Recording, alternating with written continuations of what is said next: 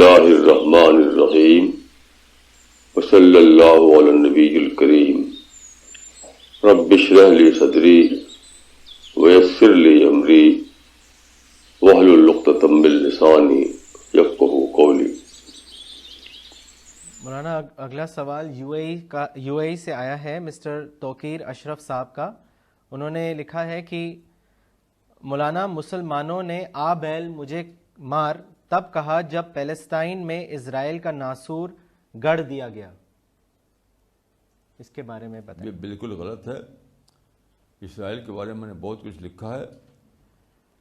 Balfour declaration میں جو اسرائیل کو دیا گیا تھا ہاف پیلسٹائن، وہ خود قرآن کے مطابق تھا، کیونکہ قرآن میں آیت ہے کہ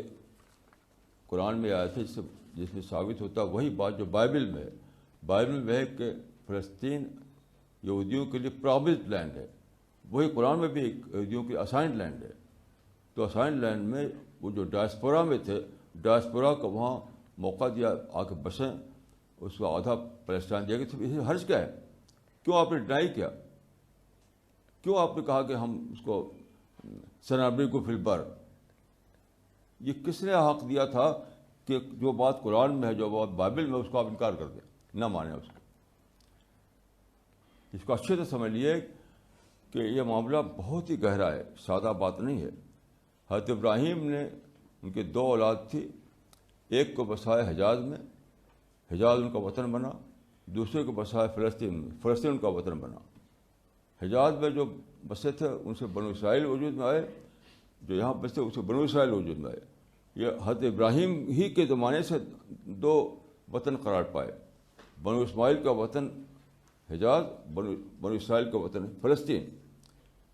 تو یہ بائبل میں اس کو کہا گیا ہے کہ یہودیوں کا پرامسڈ لینڈ، اور قرآن میں کہا گیا ہے یہودیوں کا اسائنڈ لینڈ۔ وہ کیا آئے تھے صاحب؟ وہ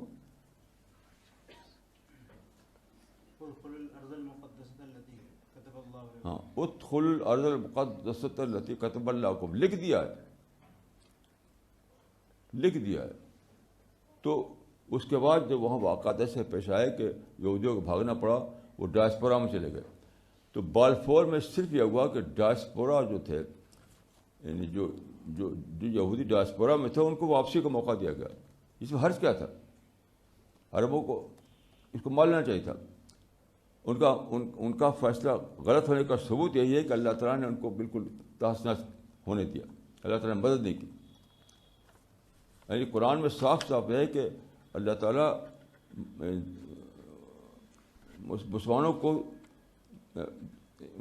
آسانی ہونے دے گا کہ دوسرے لوگ ان کو مغلوب کر ڈالیں، آسانی ہونے دے گا۔ بہت سے آیتیں ہیں۔ تو سوال یہ ہے کہ اس سے بڑا سوال دوسرا ہے کہ پوری امت مسلمہ فلسطین میں ایک ہی خیال رکھتی ہے، مجھ کو چھوڑ کر کے۔ تو سوال ہے کہ وہاں اللہ تعالیٰ کی مدد کیوں نہیں آئی؟ زیادہ بڑا سوال یہ ہے کہ ساری امت مسلمہ ذلیل ہو رہی ہے، اور خدا کیوں خاموش ہے وہاں پہ، کیوں نہیں دخل دیتا وہاں؟ یہ اپنے آپ میں اس بات کا ثبوت ہے کہ اللہ تعالیٰ کے خلاف چلے ہیں مسلمان فلسطین میں، اس لیے وہاں ذلیل ہو رہے ہیں۔ وہ جو اس بات کو نہ سمجھے تو وہ قرآن حدیث کا انکار کرنا پڑے گا پہلے اس کو۔ قرآن میں بہت زیادہ واضح طور پر یہ ہے کہ اللہ تعالیٰ مسلمانوں کو ساتھ دیتا ہے، مسلمانوں کو مغلوب نہیں ہونے دیتا۔ بہت آیتیں ایسی ہیں، خود حدیث میں بھی ایسی آیتیں ہیں۔ تو خدا دیکھ رہا ہے کہ اسرائیل میں، فلسطین میں مسلمان مغلوب ہو رہے ہیں، ذلیل ہو رہے ہیں، مارے جا رہے ہیں، تو کیوں خدا دخل نہیں دیتا؟ اس کی وجہ یہ کہ مسلمان غلطی پر ہیں وہاں، مسلمانوں نے غلط ایکشن لیا تھا، غلط اسٹیپ لیا تھا، غلط اقدام کیا تھا۔ اس میں کوئی دو رائے نہیں ہو سکتی ہے۔ قومی خواہشوں کی بنا پر جو بھی آپ چاہے کر لیں، قرآن کی بنیاد پر آپ کچھ نہیں کر سکتے آپ۔